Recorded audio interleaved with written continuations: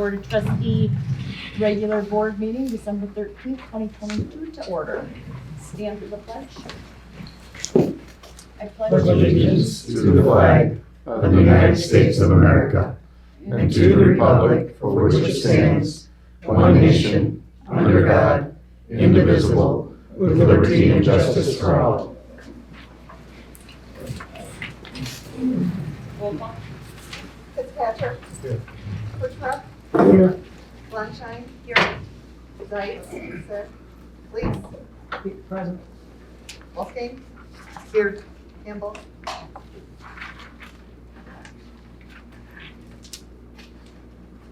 Brief public input.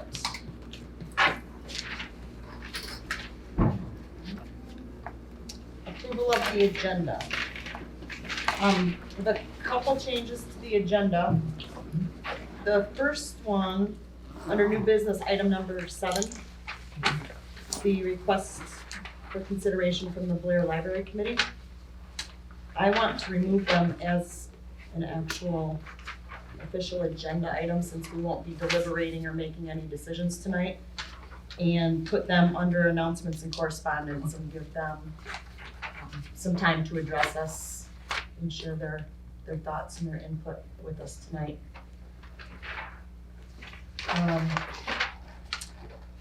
And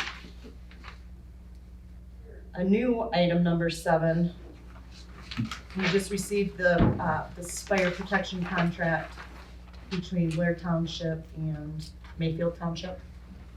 It's a renewal of the contract.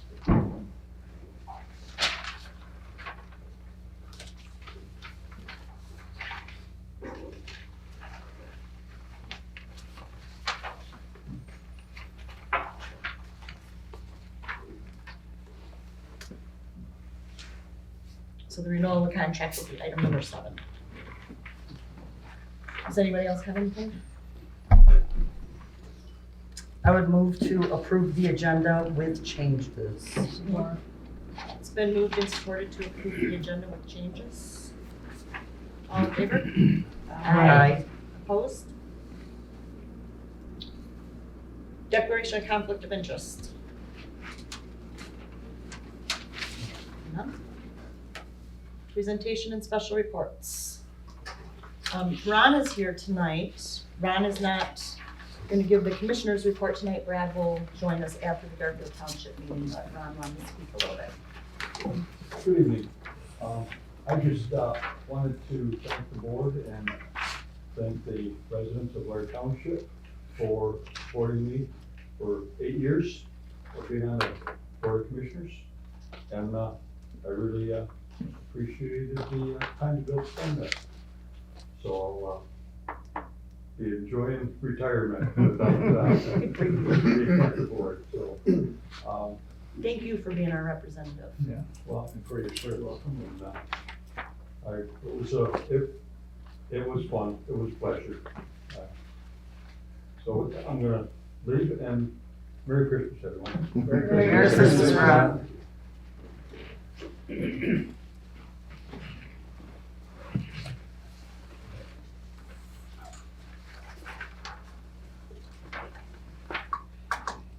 Community police officer. Oh. Good evening, Matt Kraszewski, Blair Township Community Police Officer. This is the November 2022 report. My stacks: arrests 5, citations 1, complaints 52, traffic crashes 5, warrants attained 2, warrants declined 1. On November 14th, the manager of Blaine's called me. We had a couple come in there and they took a bunch of stuff into the changing room and then changed a bunch of their clothes, put on new clothes, and then left the store. They also took a $900 impact wrench, Milwaukee impact wrench. He chased them out of the parking lot and he got back with me and said it was a Missouri plate, and I thought he just screwed up and it was the wrong plate. So I followed up on the plate and found the guy in Missouri and called him. Well, I texted him and he refused to text me. He said that he thought I was a scammer because I told him I was with the police. And I had all these questions for him. I was sending him pictures and he just refused to respond. Long story short, Cadillac PD a couple days later calls me and they said, hey, we just found that stolen Missouri plate at a burglary in Cadillac. I said, oh, that's crazy. I said, and he called the guy in Missouri and said, yeah, his plate was stolen in Missouri in his parking lot like 2 weeks ago. So did some Facebook research. One of the employees at Blaine's went on Facebook and was just researching all night while he was laying in bed trying to find this Milwaukee wrench. And he found it because they posted it with the serial number shown. Not too smart, but I still didn't have the couple. Nope. I just had her nickname on Facebook, which was similar to her name, and her boyfriend, I could see him on Facebook as well, but only a couple pictures. So I started running them through names in Missouri, trying to figure out who they were, and kept going and kept going and kept going and kept going through this program called TLO. And I eventually came across this guy in Arkansas who had a felony warrant in Arkansas for a pretty serious felony. He stole like $20,000 worth of equipment and four-wheelers and stuff. So I called the jail down there. I said, send me a picture, all the pictures you have of this guy. And they sent me some pictures, and the pictures on Facebook are like touched up a little bit. The jail pictures are somebody having a really bad day. So I didn't know if it was him or not. So I brought it in here and I showed Wiggins. And she's like, yeah, it's him. I was like, oh, I guess it's him. So I got the ball rolling on that, and also found out that he had a Kawasaki motorcycle through TLO and what model it was. And he happened to have a picture on his Facebook. So that's when I really was like, yeah, that's him. So long story short, ended up identifying her through all that, and then called another guy off Facebook who posted something about this couple. And he said they stole his Camry in Arkansas and drove it up here. But the one here at Blaine's was black. He said his was white. I was like, why? And they spray painted it, which they did. So they stole the car, he had a warrant, so they were out on the run. They broke into so many places all over northern Michigan. So I called Manistee and I said, I found out who her dad and mom were, and they had a house in Manistee. So I called Manistee PD. I said, here's the cars you're looking for. Let's see if they're there. And sure enough, they called me back. They're like, yeah, they're there. So they watched them with all the MSP detectives down there, and they put together a search warrant. Found thousands and thousands of stolen things. Fruit fly. So it turned out they broke into 2 car dealerships in northern Michigan. They stole a truck. They stole a ton of things, but wow, still a ton of laptops they have that we don't know where they came from. So that was a fun case. It was a lot of work for a lot of people, but it was good. He's probably gonna go to prison and work for a long time. The other stuff is just, you can read on your own. It's just a lot of complaints this past month. Any questions? Yeah, you can have your flag.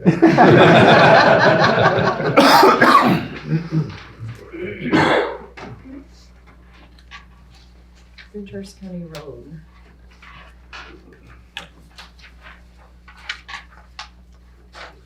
Everybody got their treasurer's report, I put it at your Yes. spot at the table.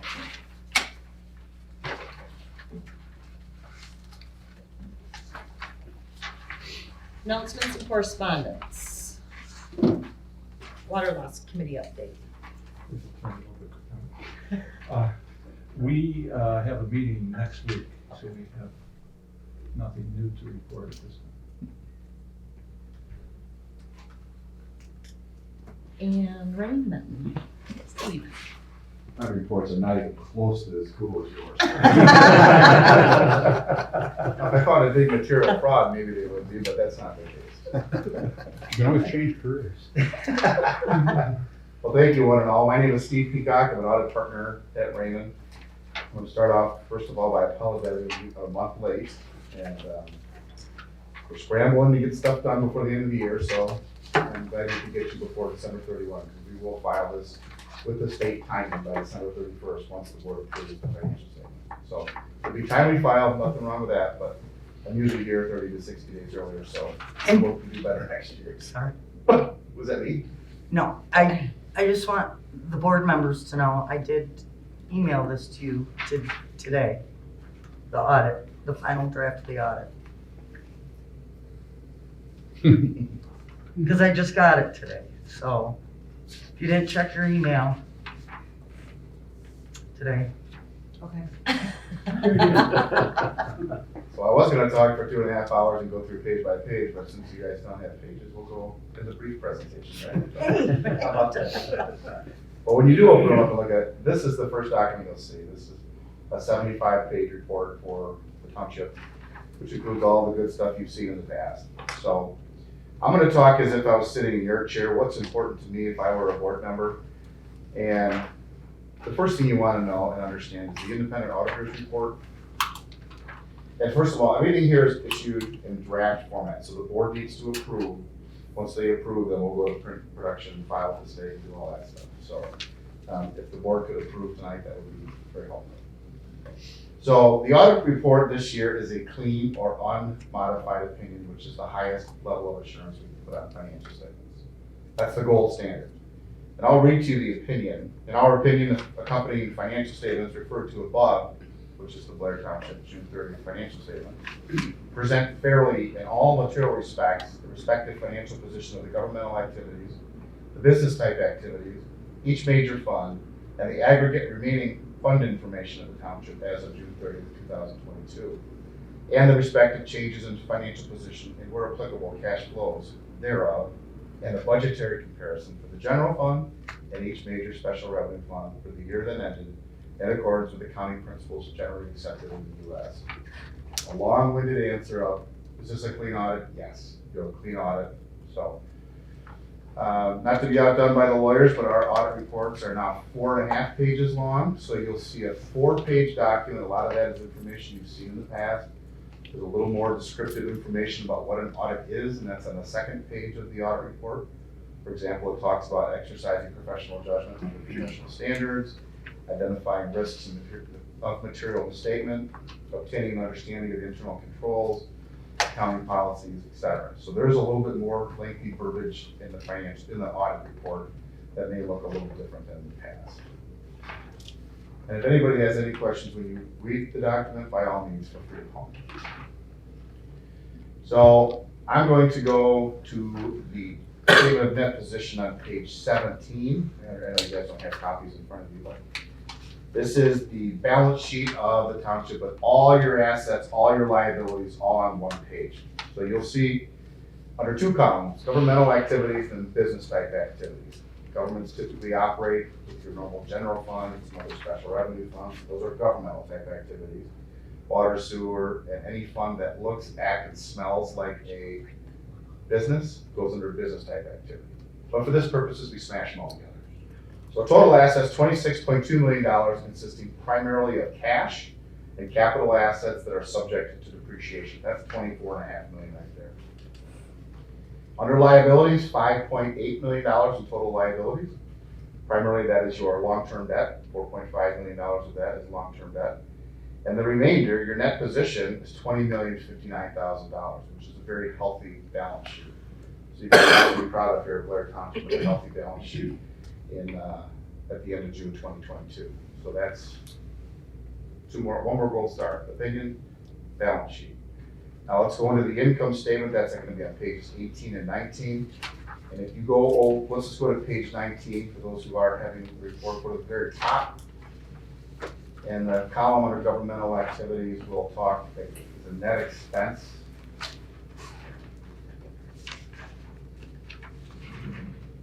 Go to page 19 on that if you will. Page 19.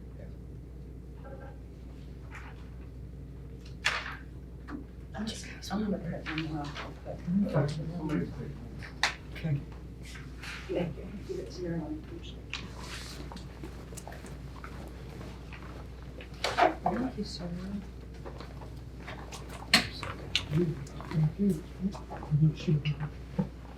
Dennis, go to page 23. What? Do we have a rough draft? What? Did we have a rough draft of this? Yes, We had a copy? last week. I should have brought it. So, because it's the same thing, isn't it?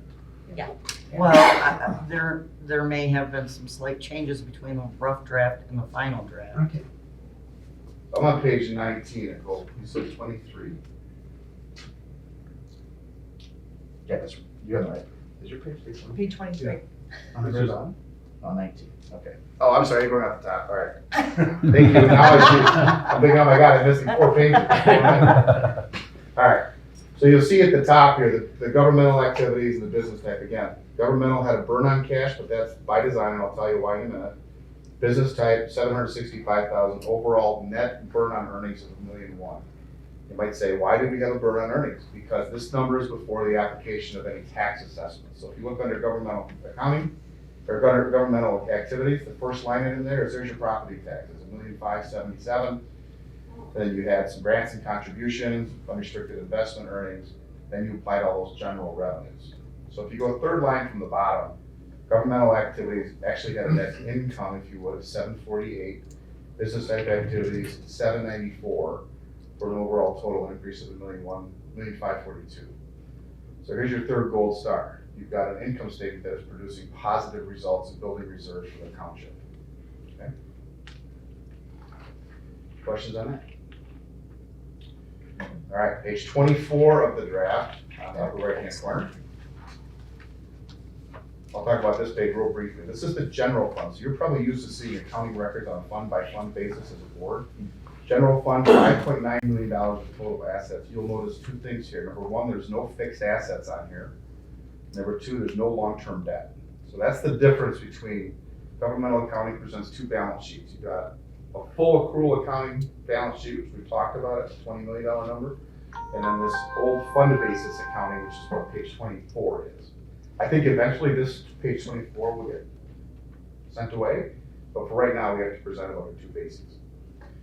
So if I'm you and sitting in that chair, what does this mean? It's $5.9 million of total assets. The barometer of a healthy township is if you go to the very bottom here, under total fund balances, under the general fund, how much of that fund balance, how much of your net assets do you have in fund balance? You got $5.9 million in total assets, you've got $4.8 million in total fund balance. And again, that's another very, very healthy indication on your balance sheet. Okay? That's your next gold star. That's 4. Huh? That's 4. That's 4? Got That's it. 4 Four gold fund. stars, so. All right. Yep, Now, I am counting. there are several financial statements that follow.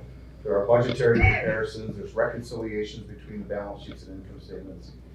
And I would be happy to go through those, but I can tell you that there is nothing in those financial statements that are different than what you've seen before, similar to what you've been receiving from the offices here. And I'm willing to walk through each one if you'd like, or just say that they're all clean. Do you want any preference there going through? Then I'll direct you to the next page 44. This is where your footnotes start. Having worked in governments for a very long period of time, footnote number 1 begins on page 44. This is all your accounting policies and so forth. The township adopted one new accounting policy related to the capitalizations under the new lease standard. Not necessarily material, but they adopted it. Talks about every single balance sheet item on here. So you get all the way down to the bottom of page 50. Are you going by the, Upper right hand corner. okay, Page 50. Yeah, page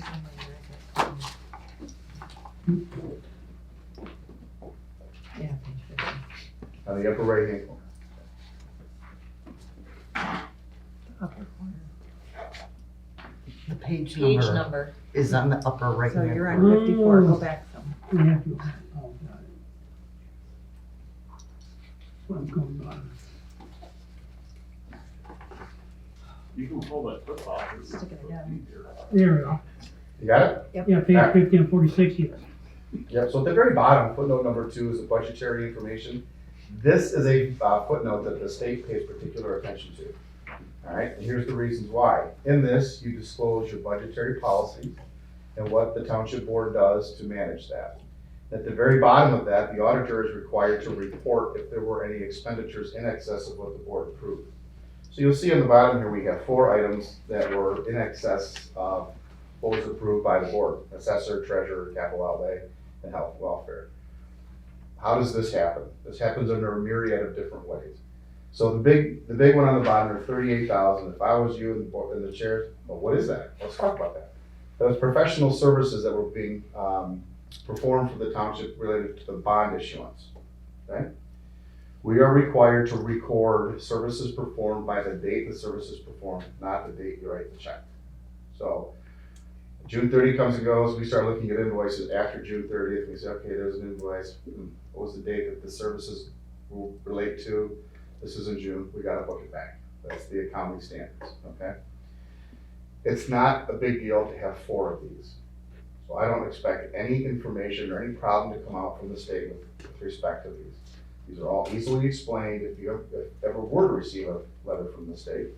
But the way you go about avoiding this is your last meeting of the year, you put some consideration of putting some additional budgetary expense money in the budget for areas you think it might need. You might not know what the number is, but each department head should have a role in there. I think I've got this hanging out there, got that hanging out there. Let's put some additional cushion in the budget so they don't go over. So that is usually the last meeting of the year. So your June meeting would be how you alleviate this. So the irony in this whole 38 grand is you got it all paid back by, once you floated the bond, it all came back as a reimbursable expense. So you got it as an expense in 1 year, income in the next year.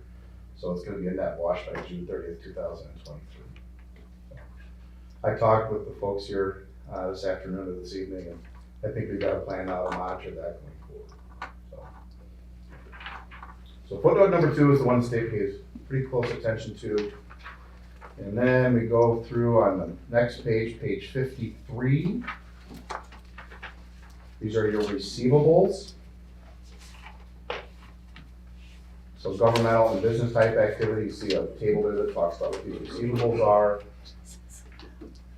Page 54 and 55 are your capital asset roll forwards. So that takes all the capital assets of the township, shows all your additions, deletions, and transfers to your ending balance. On page 56, footnote number 7 are your inter-fund transfers that go between the different funds of the township. As I mentioned, on page 57, the township did adopt the new GASB related to recording leases. It's not material to the township, but that'll be an adoption that most governmental units will have to go through next year. You guys early adopted, so you're here. Another gold star. That's 5. That's fine. So under page 57, long-term debt, footnote number 9, this is gonna be a listing of all your long-term debt that's outstanding, what remains at June 30th, and then what your obligations are for the next 5 years individually, and then buckets of 5 years thereafter. So all of your principal and interest payments are explained at the bottom of that particular page. The rest of the footnotes roll out to be relatively vanilla in nature and very comparable to the prior year. On page 61, footnote number 16 is the footnote that doesn't seem to go away. It's the discussion of what COVID means to financial statements. If you remember, a couple years ago, this footnote was almost a page and a half long. Now we're down to just 1 paragraph. So hopefully next year this thing's out of here. So that's been substantially abbreviated. Any questions on the footnotes? Hearing none. I'm gonna go back to page 71.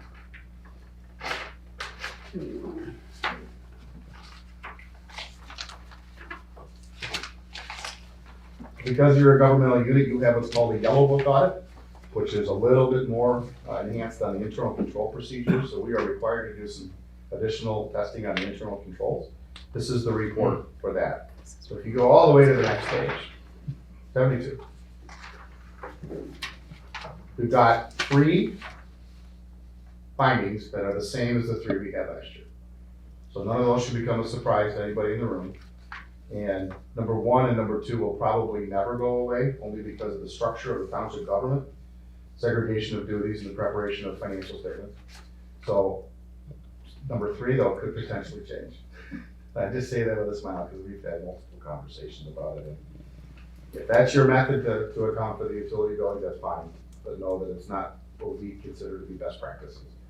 And if you were ever to change, we would certainly appreciate that. But. Well, we have increased our DPW staff Okay. now, so we're up to a third person, so Okay. we still are continuing to work on that. It's a project. Yeah. Now, if it was against the rules, it would be a finding, it would be a material weakness hyphen finding. So it's not, it's a recommendation for you to improve your internal controls. Okay? So that's a demote right there. It's not a full removal of the old stuff, it's just maybe a half. All right. But add another one, the next paragraph, under compliance and other matters, last sentence. The results of our test disclose no instances of non-compliance of other matters that are required to be reported under governmental auditing standards. So the goals are. So everything we looked at complied with governmental accounting standards and the audit standards. So on the pages that follow, those are the findings that we have. You've already seen the language of those from the previous years. So if you want me to go into those, I'm more than happy to do that. If you would rather move forward, we can certainly do that. You guys good? All right. Do you want Nicole to go over the SAS letter? Okay. So this letter is called the SAS letter. It's kind of a summation of what the audit is in terms of where we are. Consider it like a summary of where we are. So it's 12 pages long. The first few paragraphs talks about the auditor's responsibility, as well as dates that we issued our engagement letter, benchmarks that we laid internally as far as trying to get field work performed, reports issued, and so forth. We did not have to modify our schedule at all because of any matters of the township, which is important for you to know. The township's not getting their work done, we get delayed. You guys need to know that. So the township's getting their work done, and we're not being delayed. Now, we may have been on the delayed end of this thing because of internal matters for us, but the township did not delay us in the performance of the audit. We're very cooperative, provided us good detailed accounting records, and we're a delight to work with. So, on page 2 of this document, we talk about plan, scope, and timing, which I just talked about. The firm complied with all ethical requirements regarding independence. There were no significant risks identified during the audit. The qualitative aspects of the township's significant accounting policies were discussed in footnote number 1, the financial statements, so those are disclosed. On page 3, there were no significant difficulties in dealing with management. There were no corrected or uncorrected adjustments. There were no disagreements with management. Representation that we requested from management came without any problems. Top of page 4, to our knowledge, there were no consultations with any other accountants. The accounting standards do require that if you look for a second opinion on an accounting matter, that you let us know when you do that, so we can make sure the fact pattern that we received is the same fact pattern that FERC did. So the conclusions could be different, but the fact pattern needs to be the same. We talked about the findings already. There's a whole big, just page and a half of upcoming accounting standards. So if you guys are really having a hard time sleeping, that's where you go. Pages A1 and page 2. And then the last 5 or 6 pages are a representation letter that we send to management, that they have to verify that everything they've sent to us is accurate and honest to the best of their knowledge. And we put that in the audit file, and when that's back, we issue the report. So, any questions on the SAS letter? It was a good audit. We appreciate everything that you guys do here. You guys are a lot of fun to work with. I know we all miss Lauren. I mean, we miss her in our office. I know you miss her coming here. But we have a staff who works up in Alaska on the job, so she can't, that's a tough commute from Alaska. Look forward to working with you guys in the future. Any questions at all? If anybody does, by all means, feel free to reach out to me. I'm happy to respond to any questions you have. If the board approves this, we will go ahead and file this thing timely with the state by the 31st of December. And I guess it'll be before that, because a lot of people go on vacation that last week. So, again, I appreciate your time. Thank you. Thanks, Steve. Yes, thank you so much.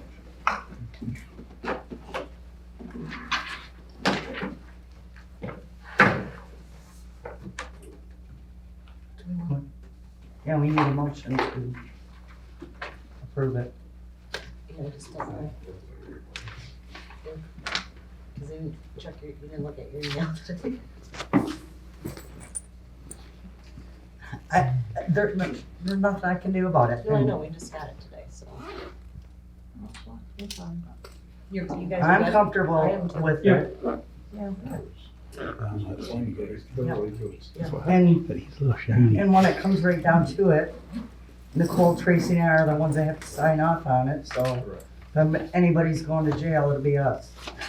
Candy bars will sit right for you, okay?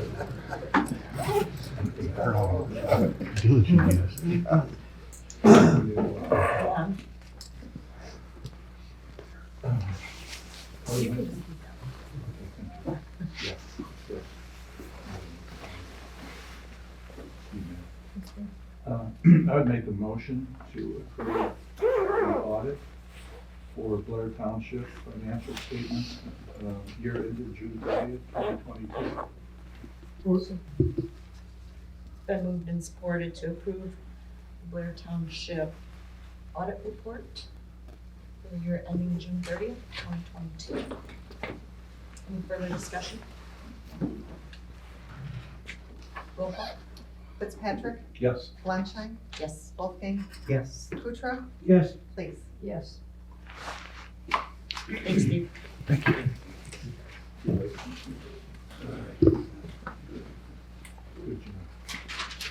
Good job.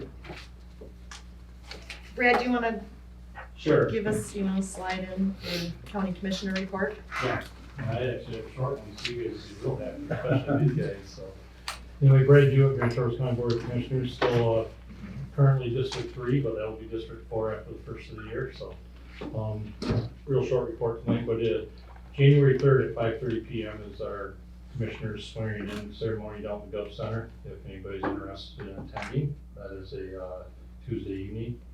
So, big thing we've had on our agenda lately is the ARPA request. We have 108 requests, and the number is right around that $80 million, give or take. I don't remember the exact number for requests and everything.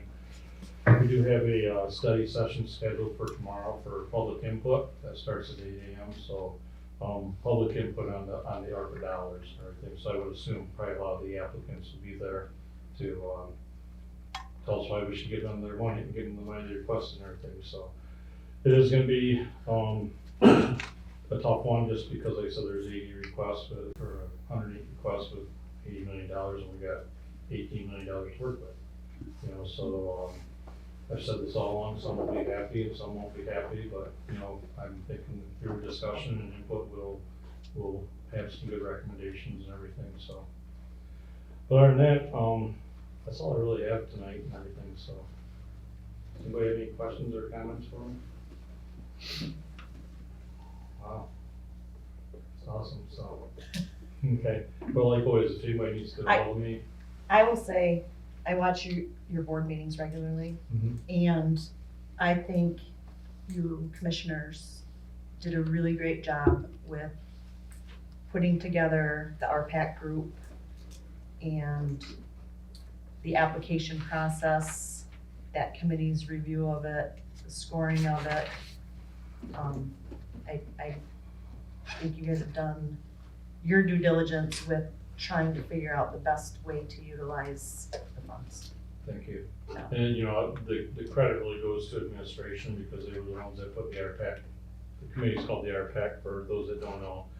But they put that RPAC together to take away a lot of the burden from us, so to say, Yeah. in regards to the screening and make sure they met all the requirements and the scoring.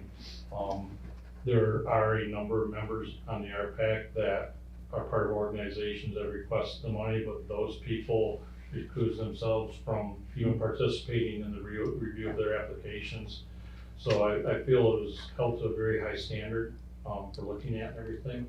But the committee really did a lot of heavy lifting for us commissioners and stuff by organizing it. And we have spreadsheets that tell us how they ranked and everything like that. And then we also have about 1,500 pages of applications to look through and stuff before we award money. So, we do have our side of the homework to study their applications and everything like that, so. Yeah. Our goal is to try to allocate the funds before the end of this year. One, we don't wanna bring in 5 brand new commissioners that haven't been dealing with this for the last 11 months and everything, and then have to, in a sense, almost start all over again. and stuff, so that is one of our goals, and it'll be determined after tomorrow, if we have to have another public input session, we're gonna go ahead and schedule that right away. And so, I mean, as soon as our time allows us for public meetings and stuff like that, so, so we're not gonna just sweep it under the rug after tomorrow and say there's no more public input. If we see there's a lot of public input coming, we will be scheduling another meeting, so. Yeah, and it kind of sounded like Chairman Henschel was looking for this study session tomorrow, work session, whatever you guys call it. Yeah, Not so much for the applicants to come in and plead their case to the Well- commission, because you've got the application right in front of you. I think it sounded like he was just more hoping to get public input on constituents, residents, organizations, yeah. but, you know, priorities. It's gonna be a slew of everything, because, Yeah, I I mean, think it's so. a public meeting. Yeah. I feel there's gonna be a lot of the applicants that are talking about their project, whatever that may be. But I also feel there's gonna be a lot of people on behalf of those applicants that are coming in and talking, which is great. We need the public input. and Everything, there's no decisions made. I mean, we just seen the scoring sheets last Wednesday, for the first time, and then, last Tuesday night, late, or Wednesday morning, we got all the applications emailed to us. Like I said, there's 1,500 pages of applications to go through, so. And the applications are online. Yes, they are. I've gone through several of them. Yep. Just inquiring mine. Yeah, But what wasn't was the scoring sheet. Is that gonna be made public, do you know? you know, I don't know, I will have to find out on that, to be honest I'm with you. just I don't know. curious. I don't know, I think, I don't know. Yeah. I mean, part of me thinks that was maybe an information sheet for us commissioners to see what the RPAC did. Yeah. Because the RPAC was not public meetings and stuff like that, you know, so. I don't know, I can find out on that though for sure. Yeah, it'd just be, for me personally, it'd be interesting as we submitted an application and I'm new to the grant writing process. And so to be able to read somebody's application and then see what somebody else scored just Yeah. for knowledge. I think there's a lot of, cause we have seen a lot of emails, like, the people referring to somebody else's application, they forgot to throw this in there. Yeah. And stuff, but this has come from people advocating for that different organization, so there's probably a lot of that going on. I would assume a lot of people are studying each other's applications. It probably could be for like in the future, if something like this ever comes along again, you know, Right. that maybe they know how to word it and everything, you know? Right. I do know, and I've said this, $18 million individually is a lot of money, but when we look at the county as a whole, $18 million isn't too much money, really. Right, and don't you guys already, out of that 18 million, isn't there, Well, the county Kind has of two like options there. We 6 or can 8. claim $2.3 million of loss income, right? which we can show, or we can take the automatic assumption, whatever they call it for sure, of $10 million. Now, one nice thing about the county being able to take, if they wanted, if we chose to give the county $10 million of that to take, they can still spend it on all these projects or whatever, but there's less reporting. Right. The reporting criteria is a whole lot different, which I'm sure you guys are aware of too, and stuff, so it's actually very simplified if we did it that way. I mean, I don't know if we're gonna award the whole 18 million, I don't know if we're gonna award 8.5 million and keep 10 back, or if we're gonna award 16 million and keep 2 back, you know, I don't know. But that's gonna come through the discussion of it and everything like that, so. And I will be the first one to tell you, I will actually miss the meeting tomorrow because we will be flying to Florida to see our son graduate this week down in Florida there from Lyman School, so. Be the first county meeting I've missed, but I will miss county meeting tomorrow. Rightfully so. Yeah, so, but like always too, if anybody, public or you guys have any questions or comments for me, my contact information is on the county website, my email, my phone and everything like that, so. Does anybody have any questions? Okay, no, that's good, they're very good questions and everything like that. It's a big process, you know, and, in one sense, there's a lot of weight on our shoulders, you know, to figure out the best way to spend this money. I would not wanna You know. be one of you guys right now trying to make a decision. Yeah, I mean, it's gonna be tough, we're gonna do what we're elected to do, what people want us to do.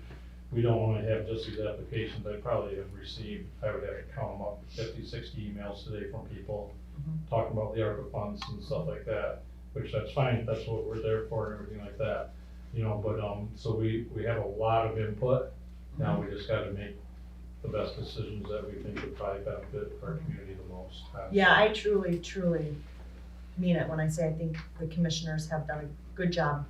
I think your RPAC committee was the right thing to do. The quality and knowledge of those committee members. Yep. Holy smokes. Yeah, and hiring Tim Dempsey as a consultant on this was very beneficial, because Yeah. a lot of these ideas came from him and everything. We have, there's 11, I say, higher profile type people within the Yep. community that is part of this, RPAC, and, they all have taken a very non-biased approach to it, and, really studied it. And like I said, the biggest thing as a commissioner I'm thankful for is they went through these applications and see, do they meet the criteria? Because there's a whole laundry list of criteria, you know, so they did a lot of work for us by looking through all them applications and everything. So I'm thankful for them too and what they've done, so. But, hopefully by next month we can report how we've allocated it, and, you know, I'm thinking at the end of the day it'll be used to definitely benefit our community Awesome. and stuff, so. Thank you. Thank you. Thank you. Thank you. Safe Thanks, trip. Fred. Yeah, have a Merry Christmas and Happy New Year too. Same to You you. guys don't Merry have to Christmas. so. Yep, thanks, Now. Library committee.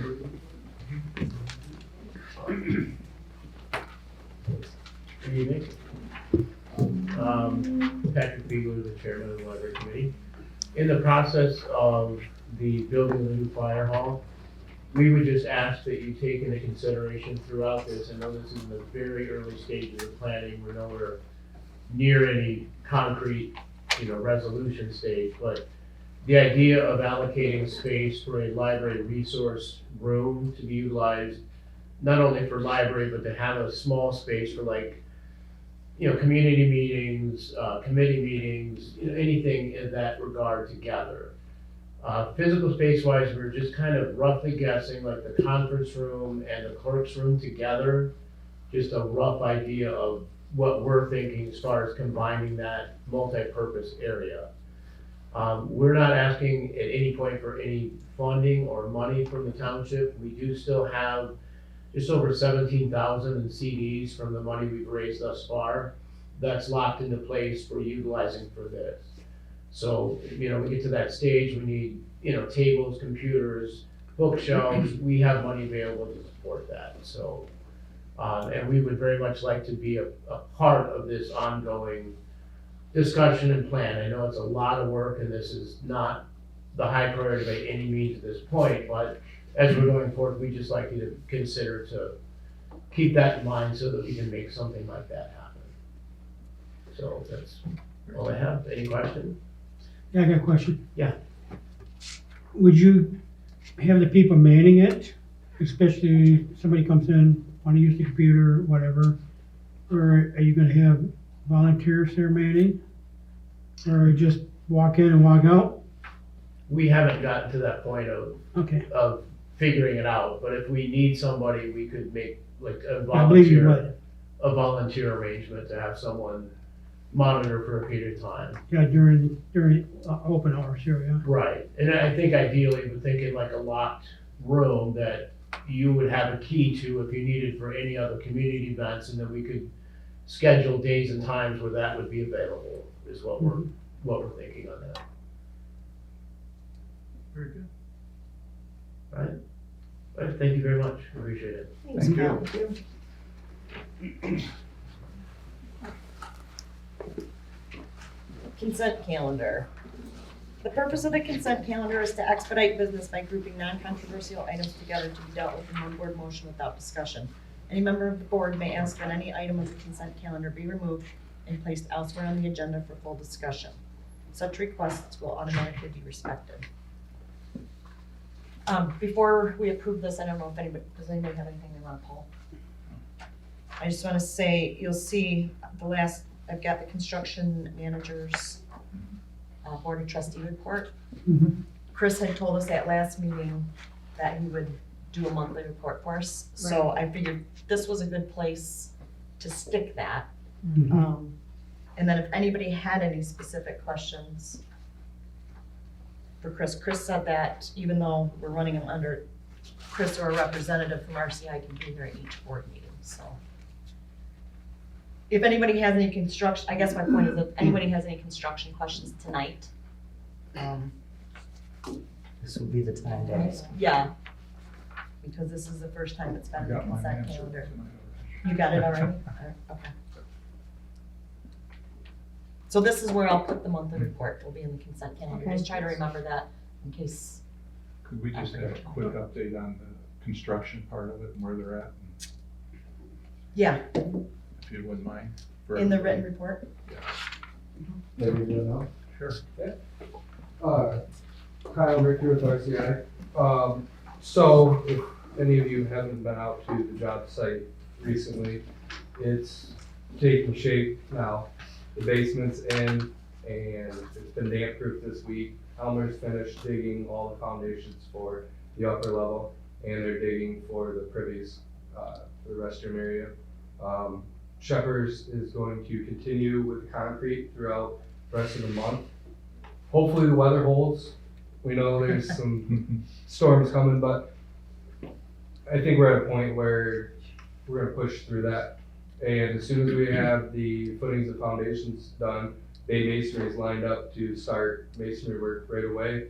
And they'll need about 30 days to get their portion of work done. And once that's complete, we'll move into structural steel and start to get the building wrapped in for the real cold months. But we have temporary power on site in one location. We'll have another pedestal set for construction activities closer to that, but we're just waiting on cherry land at this time, so. Pray for good weather and everyone's on board to get the project completed for you guys. Thank you. Thank you. Thanks, Kyle. Thank you guys.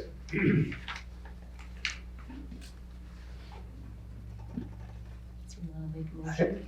I would move to approve the consent calendar as presented. It's been moved and supported to approve the consent calendar as presented. Any further discussion? Roll call? Okay, Yes. please. Yes. Blanchard. Yes. Fitzpatrick. Yes. Kuchar. Yes, Unfinished old business. Discussion on leak detector. go. Okay. During our water loss committee meeting, it's been brought up all the time about curb stop losses and all that, okay?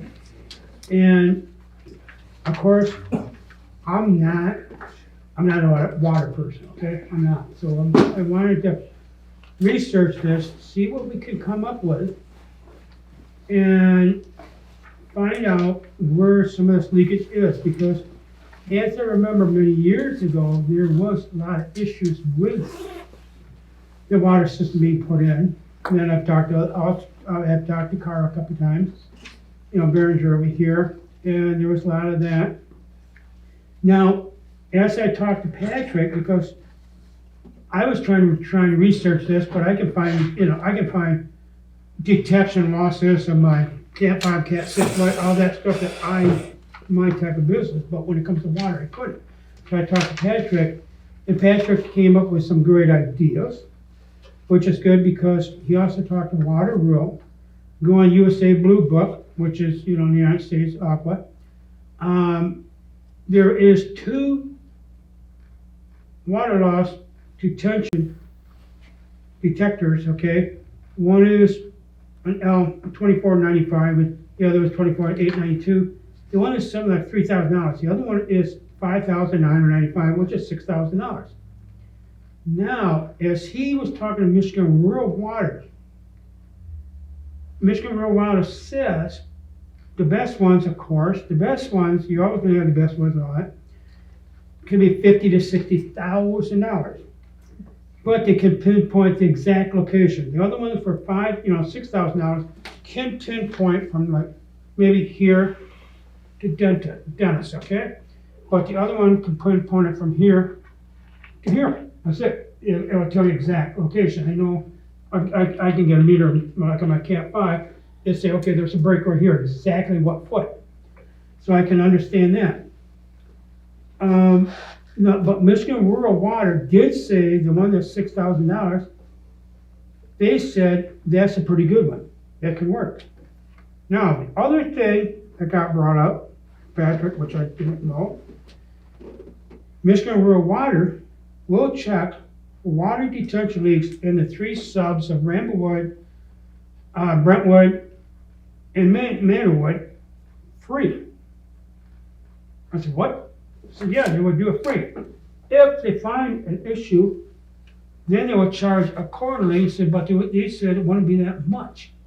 So all this is, as we're looking at price of meter, I'm going, wait, do we just not do the meter right now? Do we just sit there and do that? If Michigan Rural Water will do the water detection leaks in the 3 subdivisions, maybe do that first. I really love to get that, get a meter for it, but I do know we've got 3 people in water, okay? And I don't know how long it would take. To me, I thought it would be 6 months. Patrick said, well, a month and a half. I said, okay. But to me, it doesn't have to be done, even if you do get a water detector, it doesn't mean you have to do it 5 days straight. Because you can be doing it here, but then all of a sudden you got something else you can go. Then you can come back, okay? But we still do have to find a problem because last month, it got back up to 38% loss, which is many thousands of dollars lost. So we have to do that, we have to figure out something that can bring our loss back to it, because a year and a half ago, Eagle flagged Blair Township over a year and a half ago about being over their 11% loss. Eagle, state of Michigan, Eagle only wants 11% loss or less. And we were flagged over a year and a half ago, according to the information that Patrick has been sent to us and Dennis and all that. So what I'm looking for, of course, I'm not looking to say, let's buy it now. I'm just looking at this, wanted to bring up the whole board, because I really didn't know until today the Michigan Rural Water would do the free water detection in the 3 subdivisions. Huh? We've talked about that numerous times. Okay, I can't remember. Numerous times. Okay, so it's been free? We have been very well aware that Michigan Rural Water offers that service. But I knew they offered service, I didn't know it was free. They did it 3 years ago for Yeah. us for free. Okay, but we can get it free, right? They were here once, Cooch. When was that? 2 years ago? It was 3 years ago? now. Okay, They have what is called a listening device, a correlator, and then the headset. That's 50 to 60 grand. Mhm. The listening device tells you that there's a leak in the area, and then once you find a leak in the area, and then you hook a correlator up in Yeah. between valve, and it'll narrow it down to like a 10, 15-foot circle is what the theory is. Yeah. But when they break out the correlator is like 35 to 40,000. That's the expensive thing. So Yeah. they charge, I think it's like $100 per area that if they have to use that. But I've used Michigan Rural Water. I've called them when they bored lines under the road. We couldn't find the service lines just to see if they hit the service line. And they come here and they drop it down in there and they do that for free.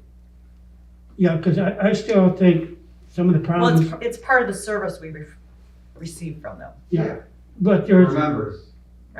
then I still think there's problems with like East Mobile, West Mobile, Luann Lane and all that. And like you said, they would just hit that, like we said, okay, you had set up, they've got 1,400 curb stops, 300 stubs, and 17,000 altogether, okay? And it would take a long time to do that. But my mind says we probably have curb stop leakage. And I do know at the start of this going to the webinar, they said try other things before you start going to curb stop, because it takes a lot of fun, a lot of time and a lot of money. But in my mind, I still think there's a problem with curb stops, and that's why I want to bring it up to the full board.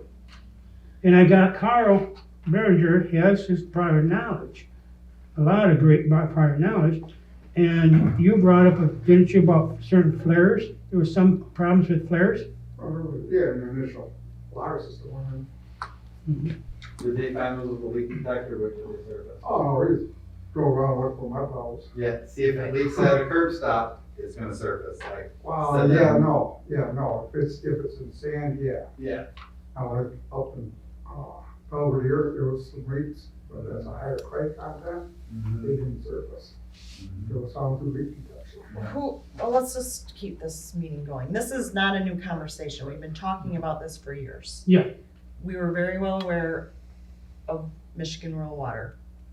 We've talked about knowing the fact that we need to purchase a leak detector. What I thought you were gonna bring was the prices. I did get the prices, about And- $6,000. For the one that Mr. Rose says probably would work for us. And that was just a call, I've never dealt with that company, I have no idea, I have other contacts, I get a bunch of phone calls today with other companies that I also need to talk to. I've got people that are willing to come here and give Well, demos. see, that's the thing. I don't think it's in question, Cooch, whether we know we need one. Yeah, We- it's just, Like I said, we've Yeah, been talking well- about this, so get the facts, get the documentation, get the numbers, Yes. get, That's Get kind it of in what, front that's of what I said, I us want to get the ball and- rolling, get the numbers. The last water loss committee meeting just didn't work out. It got turned into an employee thing, okay, so that's why I brought up the full board. Cause I was trying to talk then, but it turned into an employee issue, the whole meeting did, so yeah. sure. Okay, So, I will keep researching this. I would say what we need to do is wait till the next meeting, discuss it thoroughly, Mhm. and then set up the pricing, who's gonna get it. And then, once we have all the information collected, and we can make a intelligent decision, present it to the board. right, And because I'm then sure it was, make copies of the specifications of that too, so everybody on the board has a copy of what we're talking about. Correct. Yes, that's what I want to do. That's where we're at. And I have contacted, his name's, Scott Lewis, he's the owner of Lewis Instrumentation. I got his number from Michigan Pipe and Valve. He sent me an email today, I just checked it before I came over here. And he says he's willing to, come here and give us a demonstration. That's good. And that was highly recommended by Michigan Pipe and Valve as well, so, I mean, and there's some other companies in here too, so. Yeah. I mean, we're not gonna start leak detection until probably spring anyways, with Correct. that, with everything else going on, so we got time. And when we do the CDSMI for the lead service lines in the field subdivisions, we're most likely gonna have to dig them up at the curb stop, verify them at the curb stop and the water main anyway, so we're gonna see leaks there. It's the abandoned service lines that I'm worried about in those three subdivisions. And in Brentwood, most of the curb stops were bashed and you can't even find them. You know, there's no, a second curb stop, but there's a line in the ground somewhere that they left. Turned on at the main, live to the curb stop. which this is just perfect leading into our new business item number 1. So, Cooch, next month, let's have some, We will, good? yes.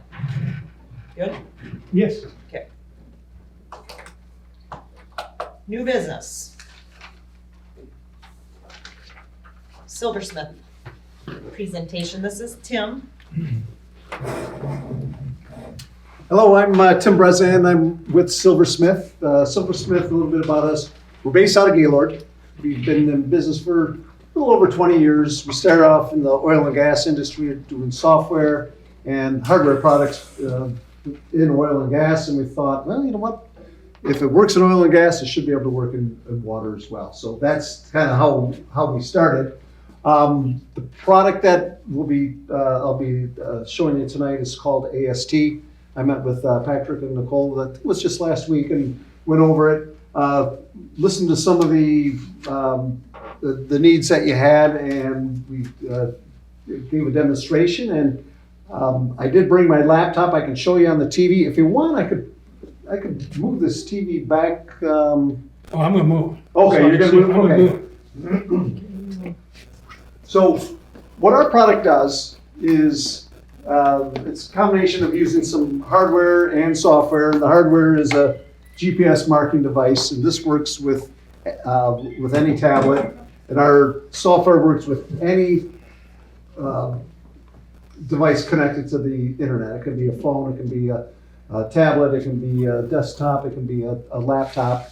And when you use this device, you can mark those curb boxes that you were just talking about, and this will put them on the map. So down the road, you'll know, once you have everything marked, it's there kind of for eternity. You know, one thing that happens with so many communities is, you know, someone retires and the new guy comes in or the new gal comes in and they get handed a set of keys and say, you know, good luck.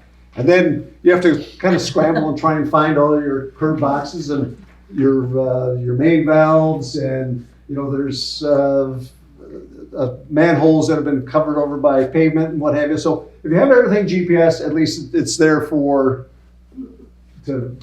call it for as long as computers are going to be around.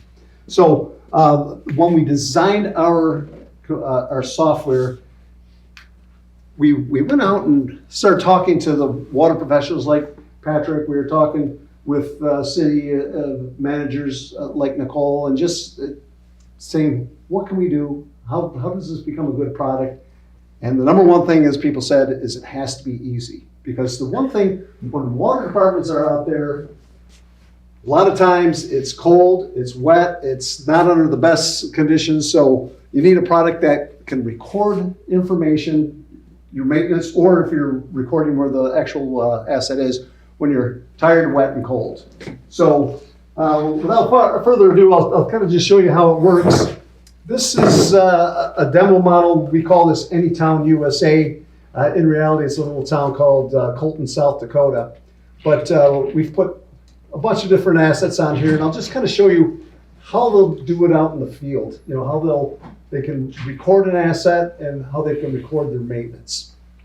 So when you first look at the system, you can zoom in, you can zoom out, and you can change the view as well too. You can click for just a map.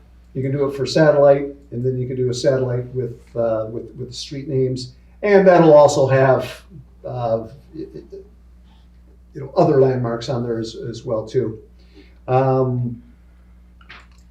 You have a choice of putting about, I want to say it's 518 or 519 different assets in here.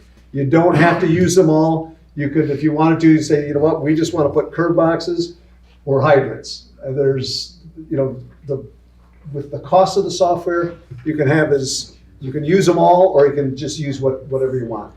Another thing with us at Silversmith, you can have as many users as you want as well too. So the water department can use it, but also the fire department could use it, the zoning department can use it. So you can have as many users as you want without any charge. It's just one license for as many users as you need. In this example, the first thing we'll take a look at will be hydrants. When we first built the system, it was built with fire hydrants in mind. The one thing that the water department has to do is they have to flush their hydrants on a regular basis. Most times it's going to be 2 times a year. And Eagle will want a report of when hydrants were flushed or what hydrants were not flushed. So if we take a look at the map, I'll do it on the map view. You can kind of see you have some hydrants with red rings on it. Some have green and some have yellow. Green means the hydrant's in good operating order. Red means it's offline, and yellow means it needs some type of maintenance. But what Patrick's team would do is they would go out there and they can mark their hydrants with a GPS device like this. And also, you also will have some assets that are already marked by, I think it's Wade Trim, probably has, they'll certainly have your water mains. They can import that information in there, and they'll probably have a lot of other stuff on there. They may even have hydrants on there as well too. But when you're out in the field and it comes time to doing your maintenance on your hydrants, all they have to do is tap the hydrant that they're working on. They go to maintenance view, and they can fill in this information, and it just go to general status. In this case, it was already marked in service. Let's see, we'll take it out of service. And you'll see that it turns red. Lubrication, you can say checked and okay at this time. Has the hydrant been flushed? It's just simple pull downs.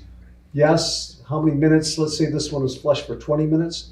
And when they do all that, like I say, it's something that they can do on a tablet where literally in about 10 seconds you can mark all your maintenance. And then you just click update. And when you click update, right here you have what we call the verifiable audit trail. And that's going to show who did the work and when.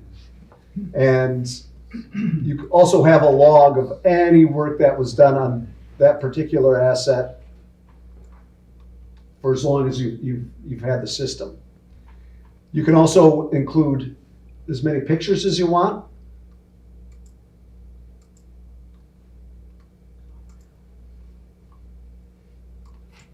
And at any point, you can also, the information that you put in on the system, so the maintenance that you do, or even the marking of it, if someone requires that information, let's say the fire department, I run in from time to time, the fire department will say, you know what, I need the coordinates of every single hydrant for the state.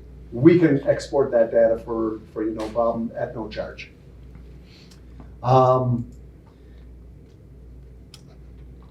One thing is when they're out there in the field and they've let's say they've flushed half the hydrants and other things, they have to do many different tasks at once.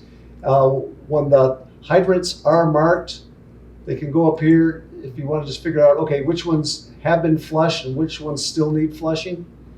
You can go take a different view of the map, and the ones that have been flushed will be grayed out, and the ones that still need flushing will be highlighted. And then once all that flushing is done, they can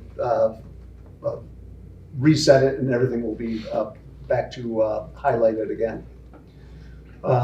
So that's with hydrants. We were just talking about curb stops a few minutes ago. So you can mark all your curb stops, and the idea behind marking the curb stops is it's one thing finding them when it's 78 degrees in July and it's 2 in the afternoon, but if there's 14 inches of snow and it's in February and you have to shut off a curb box and it's at night or whenever it may be, it just can take a lot longer. And if you have it marked and you have your tablet with you, using, I don't know if you can see this, but this thing kind of looks like a rifle scope.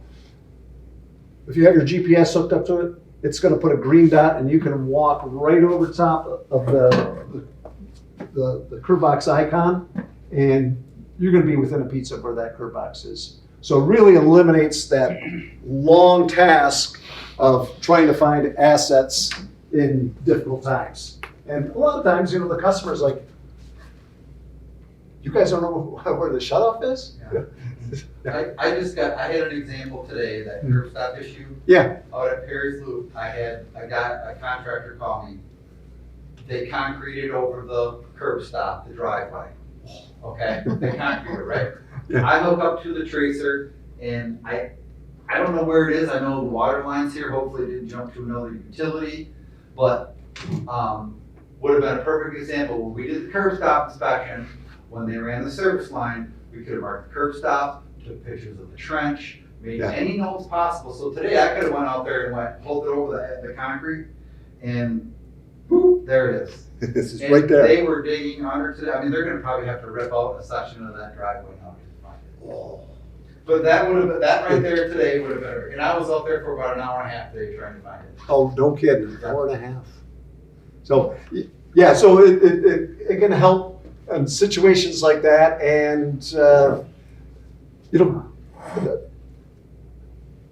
I was in the southwest part of the state. It was an existing customer, and there was a guy. He's 20 years experience. He kind of I know where all the curb stops are in this town, and he drove out to the other side of the township, couldn't find it, and they had to drive back, and he wanted to go back to the garage and get the 3x5 card. I happened to be in the office at the same time, and the water director was like, take your phone and start using the system the way it was supposed to be.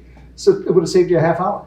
So those little things start adding up, and so that's one of the features is walking back to know exactly where your curb stop is.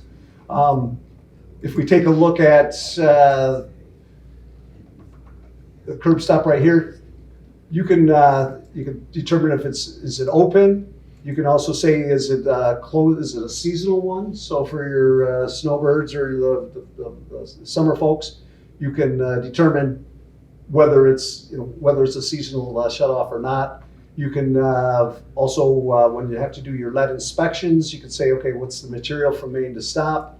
It's copper. Eagle wants to know, was it visually inspected?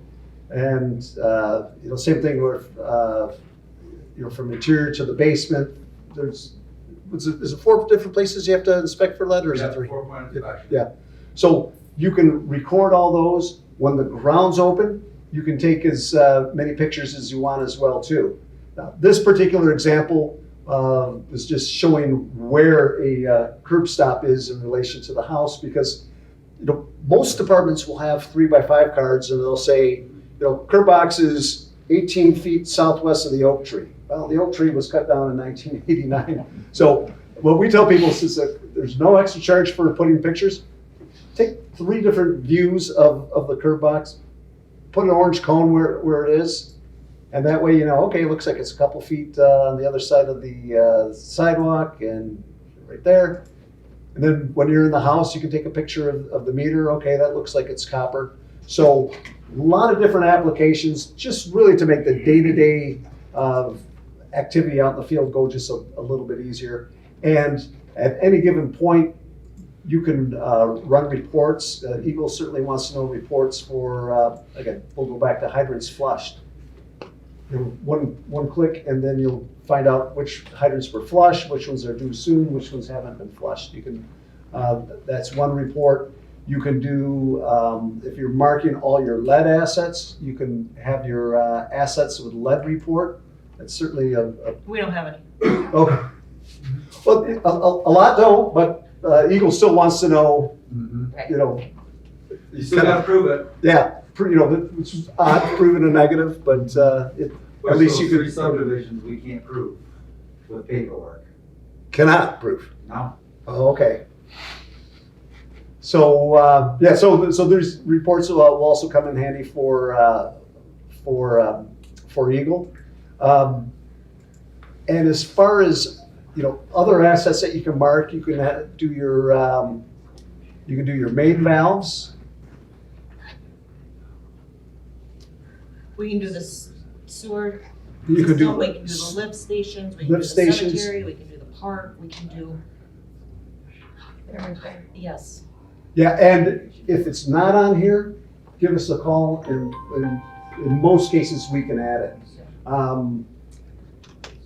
Harbor Springs is one of our customers, and this is one of the first time we had the request, they wanted to be able to mark their buoys, their mooring buoys out in the harbor with the GPS, just so they know where to put them every single year. That was the first customer that came up, came to us with that, but we were able to do it for them. There was another, just last week, there was a town called Linden, and we have an icon where you can put your barricades for your summer parade and for your winter parade. And they said, well, you know what? We also have a car show in the fall, and we have to barricade different roads. Can you have a barricade that shows car show barricade? We were able to add it same day. So if you're ever out there and you have, another asset that you would like to have put on there, just let us know and we can do it. Because the way that we look at things, if you guys are up against it, someone else is up against it as well too. You can have your storage garage, and you can put in your, all your vehicles and all your equipment, and you can start, you can schedule when the maintenance is due on that. You can put work orders on here. You can mark gravestones in the cemetery. So pretty much, Assets in the park, pardon me? assets in the park. Assets in the park. With the fire department, if they want to mark fire incidents, you can, they can mark that. Estimated property loss, $300,000, contents loss, $200,000, ignition cause. You can put in as much information, and again, as many pictures as you want as well, too. We had one community, it was in Missouri, and they wanted dog licenses. So we had a dog license icon. Well, most communities in Michigan, the dog licensing is done by the county, but you can still you can put the icon, because if you have to, whether you're doing a lead inspection or you're doing something out there, if they have a mean dog, you can have the icon out there to say, okay, we know when we go there, there's a dog that. Patrick would appreciate Yeah, that. and these guys would mark that for sure. Disc golf baskets. People say, what, can we GPS where disc golf is at the park? But like I say, all kinds of things, and especially in water, that's where it started. So, again, you can have your main valves, because with your main valves, some of them may be clockwise turn and some may be counterclockwise, and you can record that information in there. Because I can't tell you how many times you hear a story, someone has to, main break, and they have to shut off the valve, and they're turning it counterclockwise, and it was actually clockwise. So, and this can be on everyone's phone. So that they don't necessarily have to have the GPS with them or their tablet with them, because especially main breaks, they tend to happen at bad times. You'll at least always have your phone. You can pull it up, say, okay, this one is counterclockwise, and it's 29 count. So anything that you can put on paper, you can put on here, and it's shareable, and it's ongoing, where we want as much input from the customers as possible. With Silversmith, you guys own the data, so at any point, let's say it was 2 years down the road, you say, we're done with you, you can have the data. Or like say, if you want to share the data with someone, just let us know, we can do that. We can import any data. You also, when I say any data, it's shape files that have been either surveyed or GPS. So again, with weight trim, with the water lines or the sewer lines, you can input all that, and it shows up on your system. With us, you get 24/7 customer support. So you can, if there's issues of, how does this work, or how do I add this, you can either give our folks a phone call, or there's also a chat feature right here, and you just put in your name and who you work for, and they'll work through any problems that you might be having there. We train, and we make a point of coming out on a regular basis, being so close to Gaylord. If one of the engineers had to come out, one of the software folks, it's kind of just a hop, skip, and jump. But that's, I think, just the long and short of how it works. Again, simple for folks in the field. The last thing they want to be doing after, looking for a curb box or turning a valve is, 20 minutes to try and reprogram the computer. Again, this is all drop downs. You hit update, and again, you'll have a verifiable audit trail of who did the work and when. Happy to answer specific questions or go into more details if you'd like. I'm good.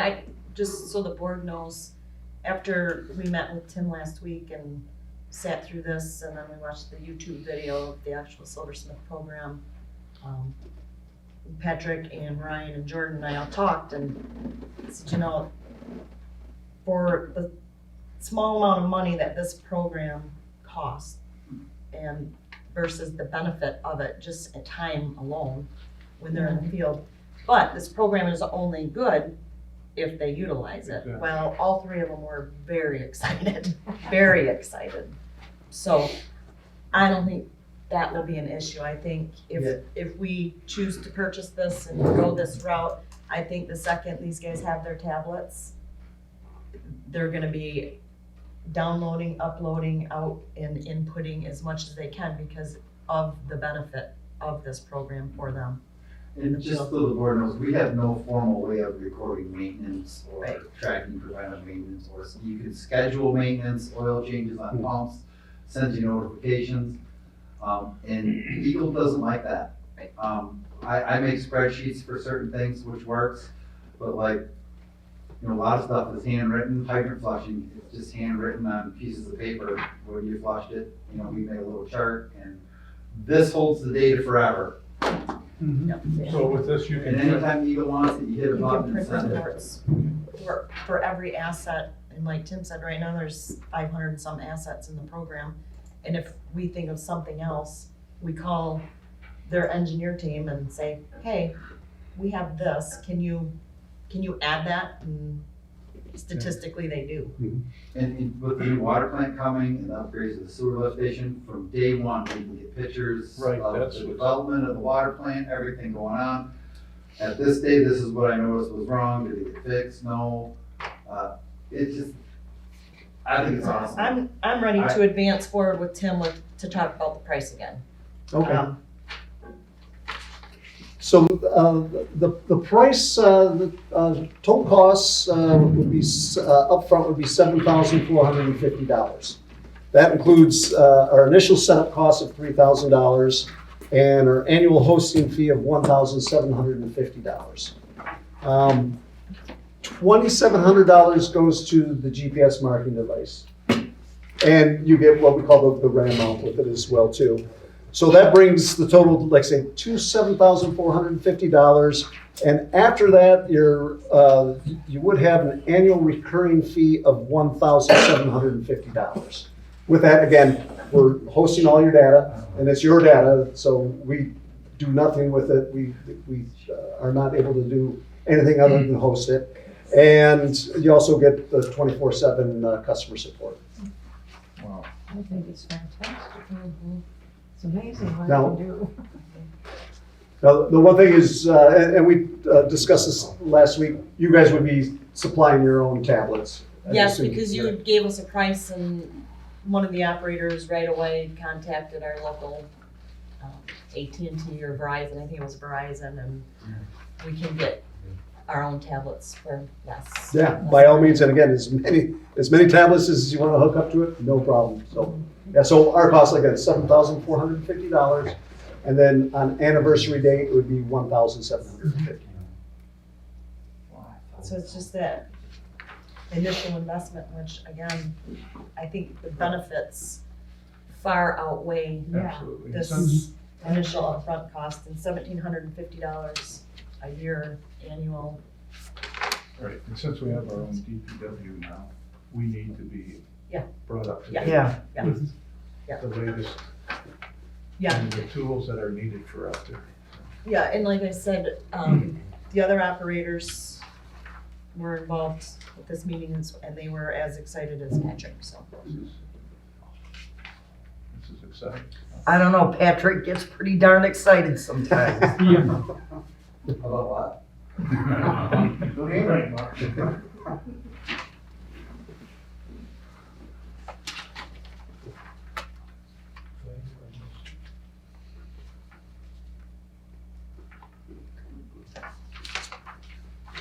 I would move to approve purchasing the Silversmith data software for the DPW at an upfront cost of $7,450 and an annual recurring fee of $1,750.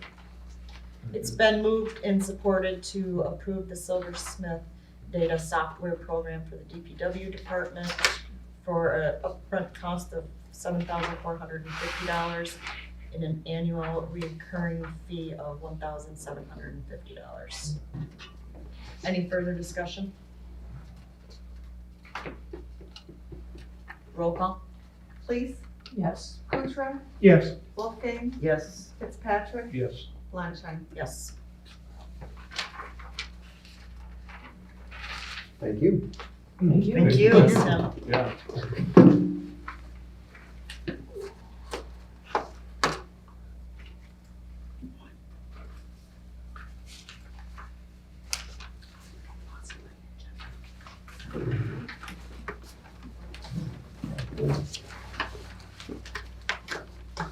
Item 2, number 2, public hearing.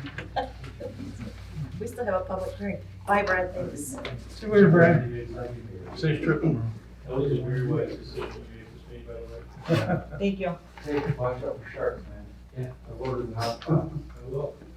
I'll bring one back to Did you. You smell like sausage, so. So let's close our regular meeting at 8:46, yeah. And go ahead and open up public hearing for water ordinance amendment number 100-17-22-01 to Article 5, Section 503 and 504. Installation of service lines.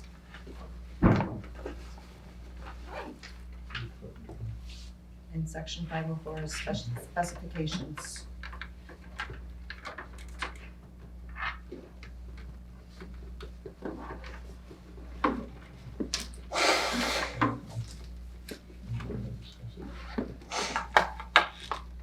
Our public hearing, is there anybody here that would like to talk on this topic? I think Eric is. Yeah, please. Let's leave it for a minute.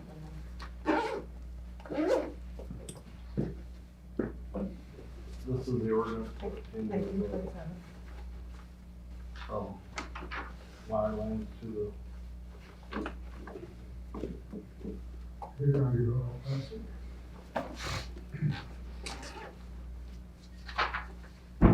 Huh? What are you gonna do, all plastic now? Allow PVC. Either or. Okay, let's close the public hearing.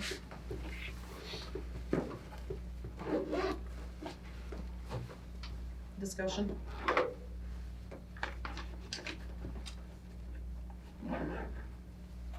I would make a motion to adopt water ordinance amendment number 100-17-22-01 to Article 5, Section 503 and 504.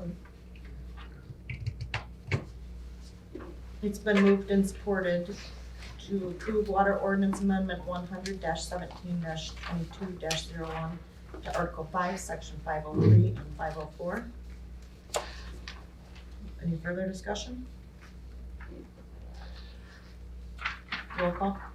Lunchtime, Yes. Kuchera, Yes. Wolfgang, Yes. Lees, Yes. Fitzpatrick. Yes.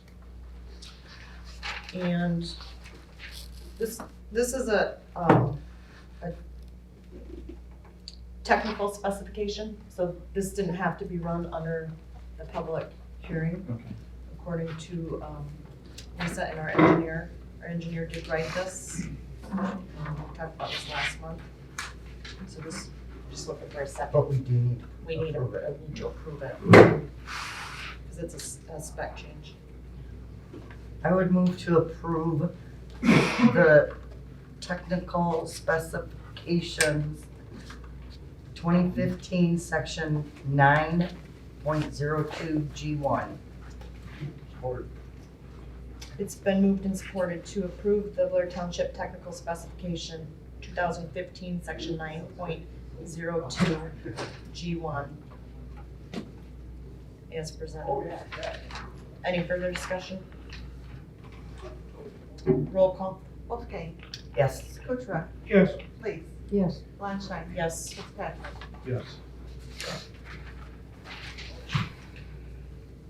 Item 4, adoption of resolution 2022-27.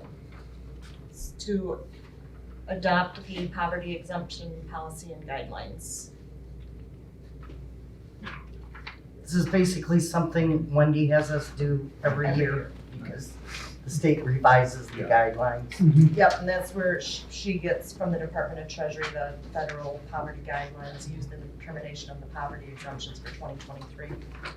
I'd make a motion to adopt resolution number 2022-27 for 2023 poverty exemption policy and guidelines. It's been moved and supported to approve Blair Township Resolution 2022-27 to adopt the 2023 poverty exemption policies and guidelines. Roll call. Fitzpatrick, Yes. Lees, Yes. Wolfgang, Yes. Kuchar, Yeah, Flansheim. Yes. Reappointment to the ZBA. George Lombard would like to be reappointed to the Zoning Board of Appeals. I'd like to make a motion to approve George Lombard be reappointed to the zoning board of appeals. His term will expire 11/30/2025. Support. It's been moved and supported to reappoint George Lombard to the Zoning Board of Appeals with his term expiring 11/30/2025. All in favor? Aye. Any opposed? We still need, we still have one vacancy on the planning commission. And I believe 2 on ZBA, and we need an alternate for board of review. We put an ad in the paper, got 1 response. So if you guys know of anybody, please tell them to send a letter of interest. I'm trying to talk with someone. Well, we were discussing him. Funny Yeah. you should bring that up. Well, there one, you came to that one meeting, a couple of people on board he's mulling it over. Does he need push? Yeah, he does. Well, I told him, I said, you know, you can't mullet. That's a good thing. That's an incentive. Item 6, Blair Township Emergency Services ARPA Fund request.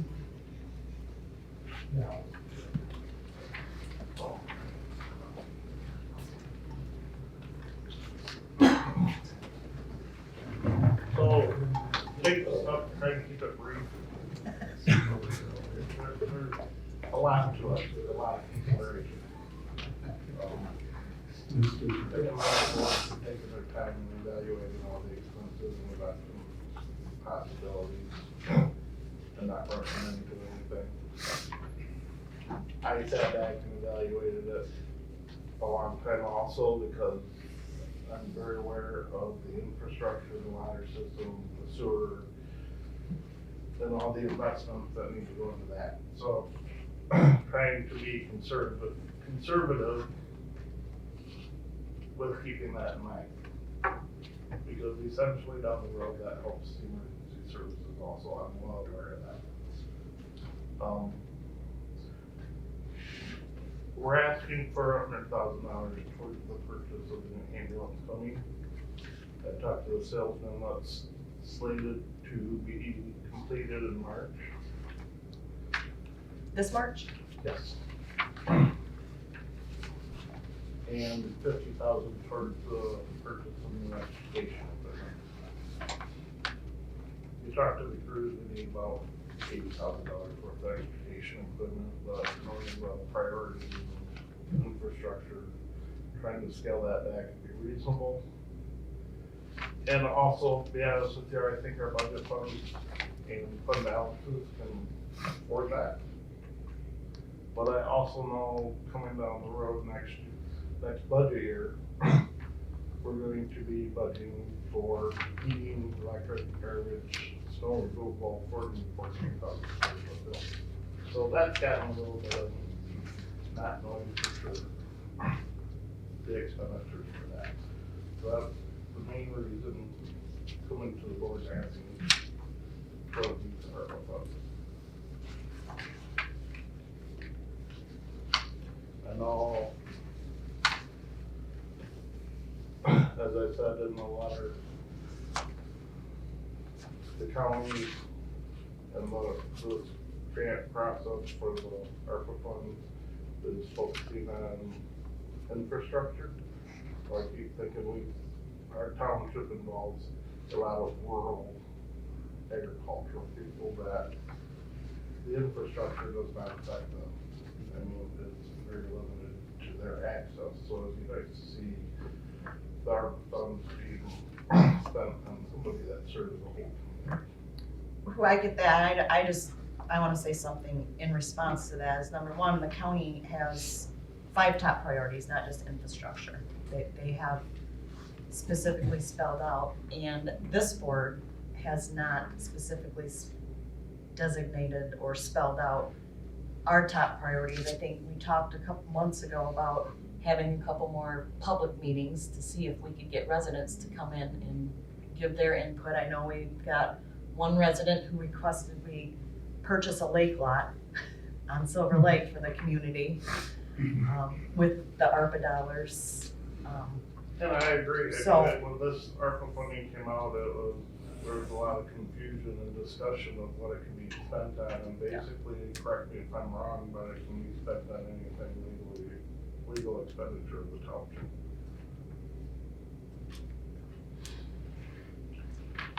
As a general rule, general practice.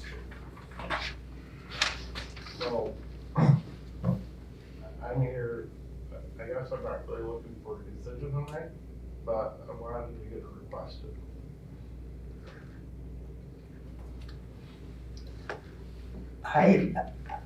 And that's fine. I think it's getting time where we do need to say, okay, this is, how much we would like to spend on this. This is how much we would like to spend on this. Because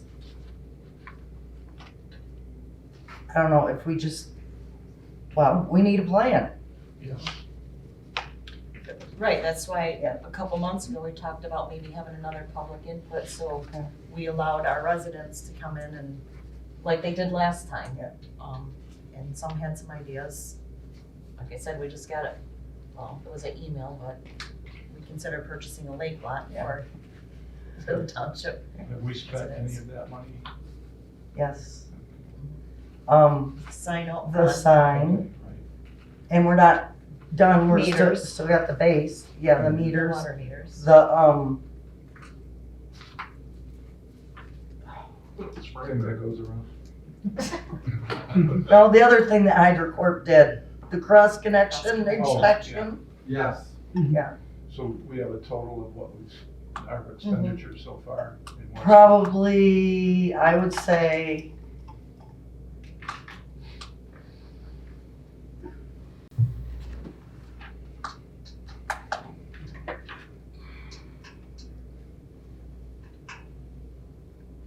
$160. $140.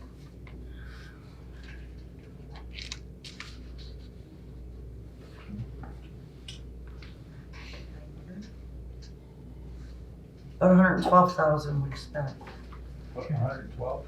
yes. And, I mean, I could be forgetting something, but I think that's pretty close. We've got like $864. $864,000 to spend.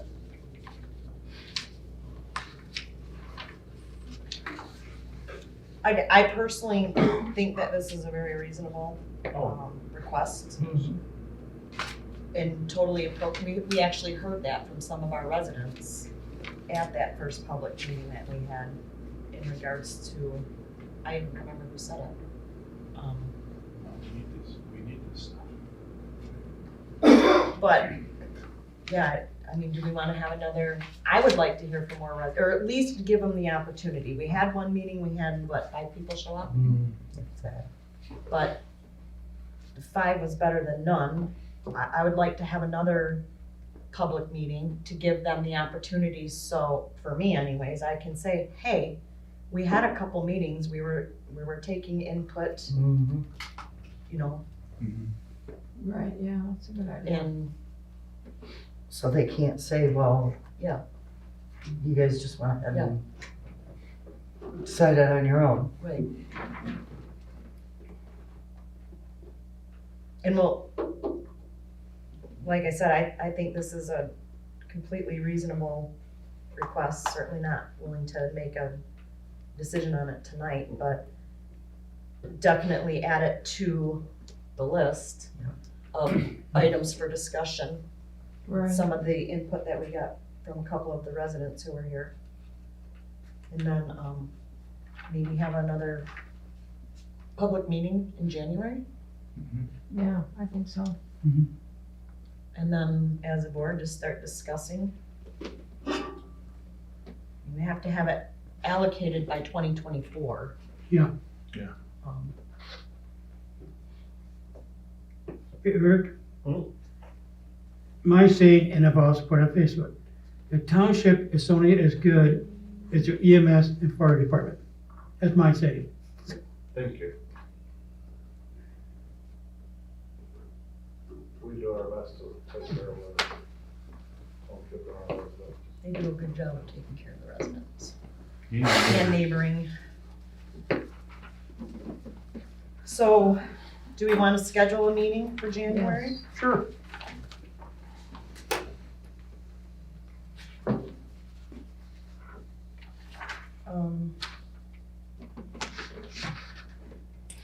Does anybody have a favorite day or time?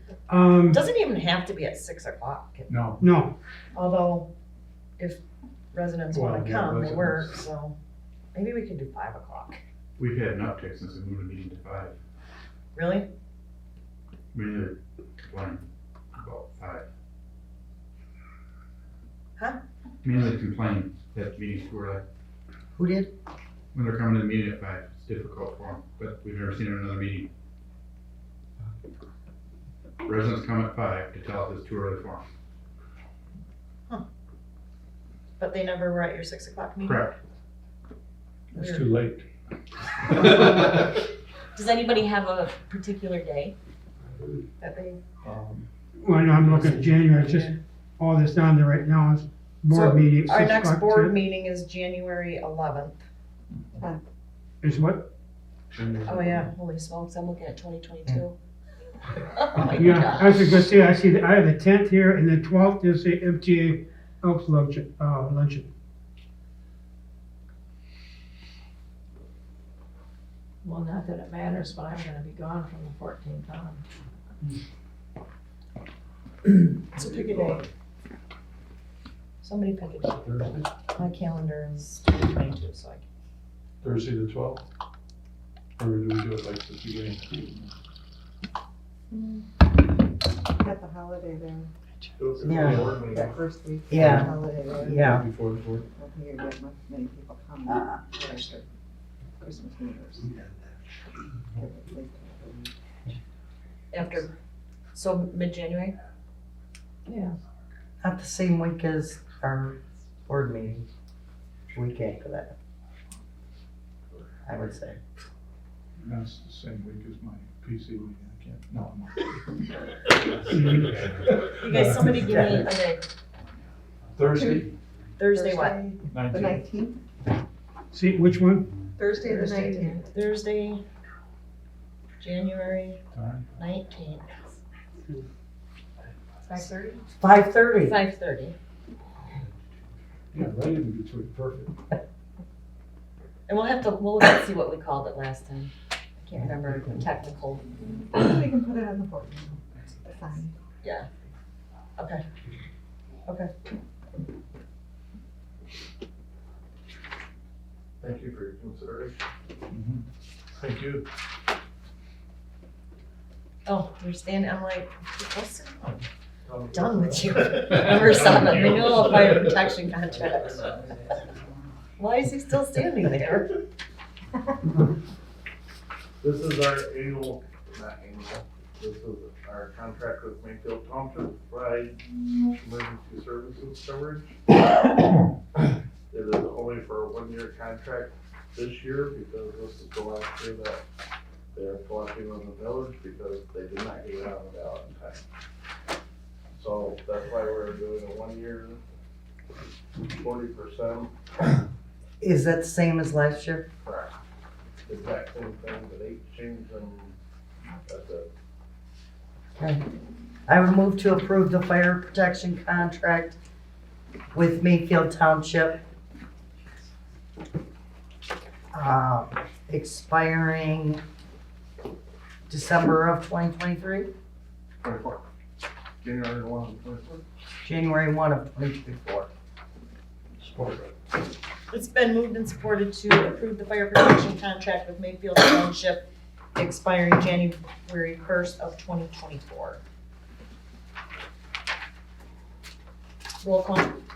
Please, Yes. Wolfgang, Yes. Kuchera, Yes. Fleischman, Yes. Fitzpatrick. Yes. Bless you. Extended public input. Carl, if you want to get any, of your great knowledge, it doesn't have to be on water, nothing, it could be of anything, okay? You're good.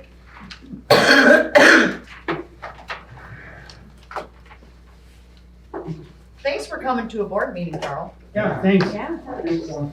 Major Yeah. night. Everything better, dude. Hey, you never know, you could take over my job. Yeah. Carl came soft. Adjournment. The hydrant, we could've